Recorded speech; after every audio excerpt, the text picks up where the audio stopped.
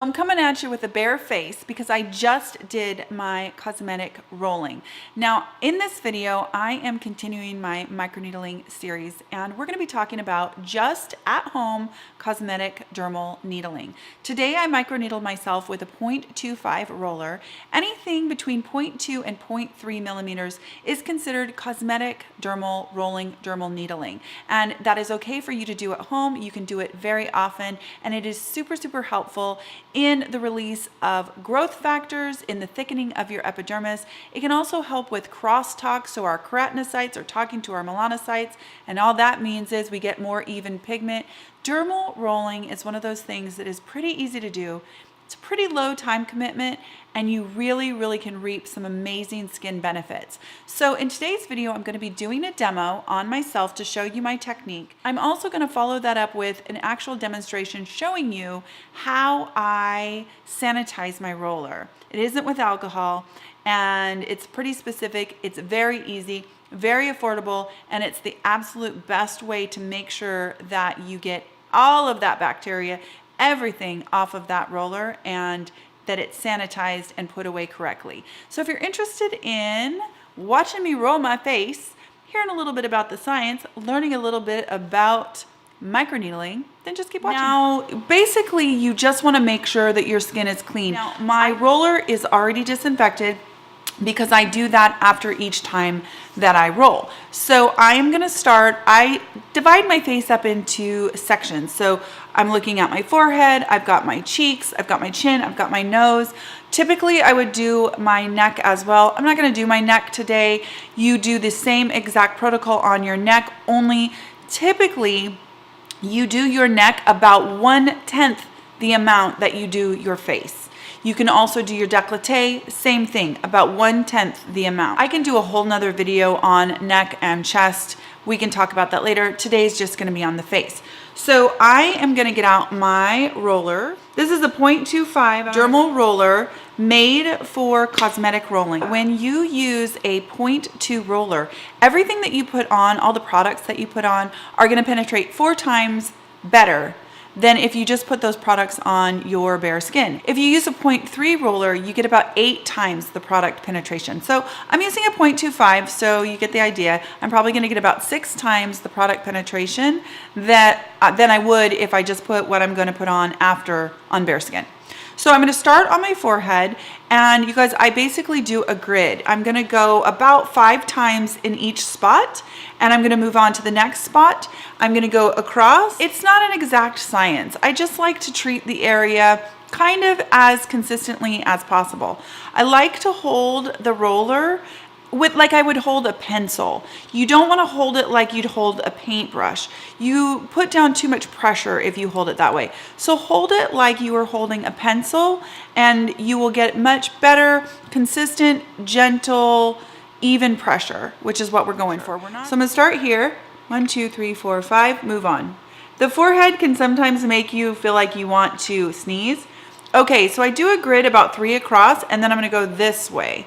So 1, 2, 3, 4, 5. 1, 2, 3. And then I move on. It's that simple, you guys. It is not supposed to be super difficult. That's the top, I could feel that. Then I move over. 1, 2, 3, 4, 5. 1, 2, 3, 4, 5. 1, 2, 3, 4, 5. Cross. 1, 2, 3, 4, 5. 1, 2, 3, 4, 5. 1, 2, 3, 4, 5. See how I don't have a real strong grip? I'm not gripping this like it's my life. I'm just holding it gently like it's a pencil. So then I just move down to my cheeks. You really can go in any way that you want on your face. I like to do the exact same thing every time that I roll, because then I feel like I always hit all the areas that I want to hit. So then I'm going to go to my cheek. Same thing, I'm holding it like this. 1, 2, 3, 4, 5. 1, 2, 3, 4, 5. You can hold your skin taut if you have wrinkles and that kind of thing. You can definitely hold your skin a little bit tighter and do this. If that's helpful, that's definitely okay. I'm going to do up here just to this orbital bone. I do want to do around my eyes, but I don't want to get this roller too close to my actual eyeball. I just don't want to take that chance. So when I'm going to do around my eyes, I'm going to gently pull the skin down a little and then slowly do that skin, staying on the bone. So I'm not rolling super close to my eye, but I'm getting my eye skin, if that makes sense. But I do it much slower.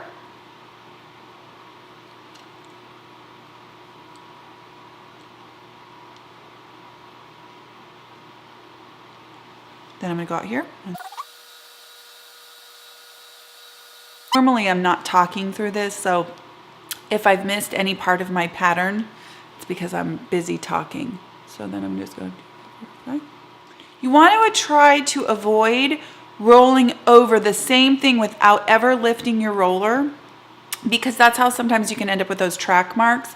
So when you're doing this, try to lift the roller off the skin occasionally, and then that way you don't end up re-rolling through the same exact spot over and over.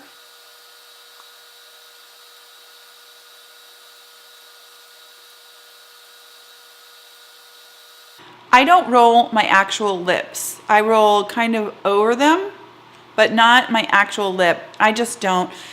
I think that what people might see if their lips get a little bit bigger when they roll their actual lips is edema and inflammation. And truthfully, in the long run, edema and inflammation aren't good things. In fact, that's why I highly recommend that you never use anything deeper than a 0.3 on a very regular basis. You want to use 0.5 and deeper 4 weeks or longer apart.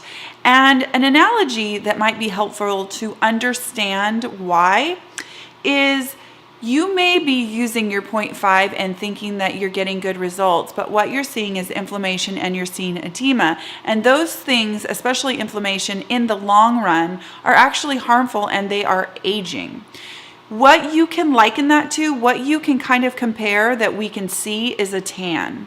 A tan, when you get a tan, looks beautiful when you're younger and you look very healthy and tanned, but we all know that actually in the long run, a tan is harmful to our skin and causes us to be more aged in the long run. That's the same as using a deeper needle. You think that you're getting these good results, this plumping, but what's really happening is edema and inflammation, which in the long run, like a tan, causes us to age. So hopefully that analogy kind of helps put it together for people. So I'm just gonna do my nose.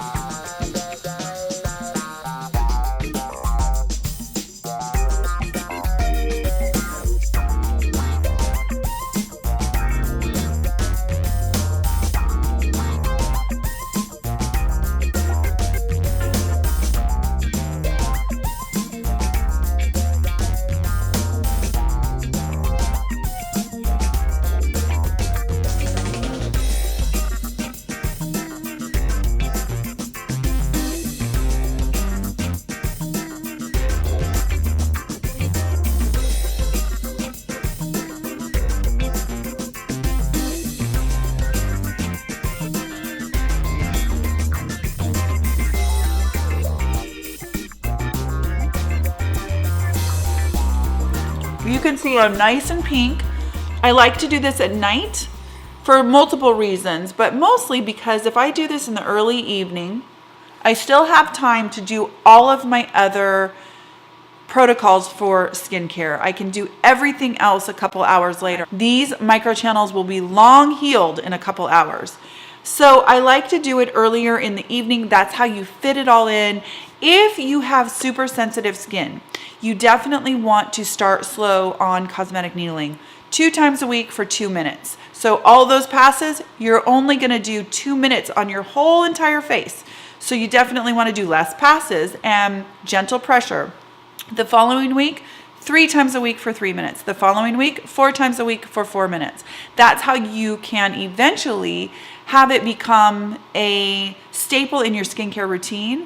And like I said, if you do it early enough in the evening, you can easily still do your regular routine later on that night before you go to bed. So let's head over and disinfect this roller. I'm gonna show you my technique. It's pretty straightforward, but it's super, super effective. First, I take a plastic cup and some Effordent denture cleaner, which kills 99.9% of bacteria. I take a cotton round and I place it in the bottom of that plastic cup gently. Then I take one of the denture tablets and place it on top of the cotton round. I add enough water so that the dermal roller can be completely submerged. I let that tablet completely dissolve, might have to swish it around just a little bit, and then I place my dermal roller in the water gently. Cotton serves as kind of a cushion so that I don't bend or harm the needles in any way. I give it 30 minutes to soak, and then I take it out of the solution and I put it through the hottest water that my sink will produce for at least 30 seconds. And then I place it back in its container very gently. I make sure that I cover it with its lid and I store it away with the box of Effordent tablets so that they're always together when I need them. So I hope that you enjoyed this video. I hope it was helpful, and I will talk to you again very, very soon. Happy rolling.